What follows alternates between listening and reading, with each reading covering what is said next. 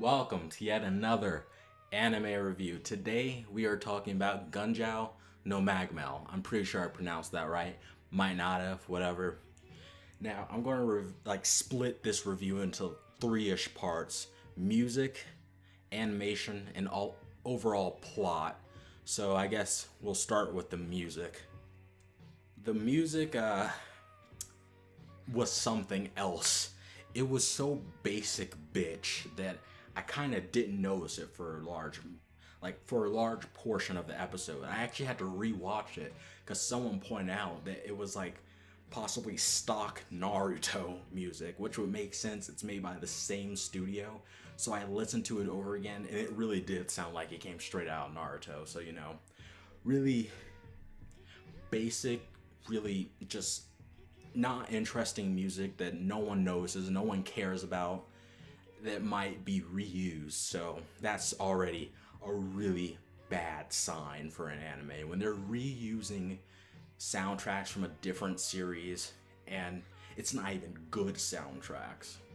Next is the animation. The animation wasn't bad per se. There were some scenes that looked a little too edited or too little edited, if that makes sense. Like, there were some scenes that were dragged out for way too long, and some scenes that were just looked like there was something that was supposed to be there before that scene, but it was cut out for some reason. There were about 2 or 3 scenes that looked like that, where it looked like they didn't get enough time to finish the series. It looked like they pulled a Suicide Squad and just edited a bunch of random shit together without actually reviewing it. But the animation overall wasn't exactly bad. There was a little scene that was actually, I shouldn't even complain about 3D anymore. It's so common in anime. 3D everywhere. I shouldn't really complain about it. It was very basic 3D. It was just civilians walking in a street. It was very obvious. Not exactly horrible, but wasn't good. But whatever. Then we had this grainy effect that seemed to only be there when they were inside Magmel or whatever. I think that's what the actual continent is called, Magmel. When they were on Magmel, they seemed to add this grainy effect that didn't look bad, but it was odd looking. It didn't fit in with the rest of the episode.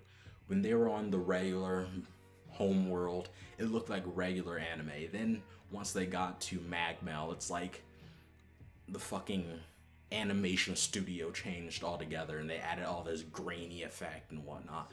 Like I said, wasn't bad, but was a really weird choice to have. Now, thankfully, they don't censor much. You still see blood. You still see just everything. Now, actually, there was one censored scene at the beginning. Like, if you remember, there was that beginning scene of that group of people going to fight that monster. In the manga, actually, this is something that connects to the overall plot of the episode too, but in the manga, it showed them absolutely decimated, like blood everywhere. They're all dead, well, except one, I believe. While in the anime, they just seemed to be passed out on the floor. Of course, we could infer that they were dead, but it was still heavily censored compared to the manga. Now, all of that kind of segues into the plot section of the review. The first episode, for some reason, didn't follow the manga whatsoever, and I feel like it was a very bad idea to do that. Because the first chapter of the manga, if you haven't read the first chapter of the manga, I feel like you should do that. I'm not sure yet if this is one of those series where I'm just gonna go all like, yeah, read the manga, screw the anime. But I definitely feel like you should read the first chapter of the manga.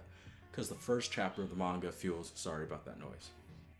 The first chapter of the manga feels like a much better introduction to the series. This first episode just feels like a much lazier version of the first chapter of the manga. It does the same thing as the manga when it comes to introducing the MC, introducing what he does, introducing Magmel, and introducing the MC's powers. But it just doesn't feel as good as the first chapter of the manga. Like, it wasn't an absolutely horrible first episode. It just didn't do the first chapter justice. Now, I don't know how good the rest of the series is. It hasn't been translated yet. Apparently, it did so bad in sales that it doesn't even have printed copies anymore. All of the latest chapters are digital only from what I heard, so it's not looking good for the series. But maybe it's a hidden gem. I don't know. Maybe it's one of those series that once it gets an anime, it's gonna blow up in popularity and become a massive thing. I actually hope that's true, because the first chapter, and I guess I can stand the first episode when I say it has an interesting premise, and maybe that's just me sucking Togashi's dick, because Togashi, the creator of Hunter x Hunter, recommended this series, and you know, he can do no wrong. Of course, he's the perfect being, so of course anything he recommends is great, right? But overall, I give the episode 5.5 out of 10, 6 out of 10 if I'm being generous. Just wasn't as good as it needed to be, but it's tolerable. Is that right? It's standable. That's right. Alright, that's the end of the video. If you want me to keep reviewing this series, leave a thumbs up, because I really don't want to keep reviewing something that no one's going to watch, because I could instead be reviewing something that people do want to watch, you know? So, kind of give me feedback on this. Do you want me to continue this or not? Thumbs up, or leave it in the comment section. One of those two.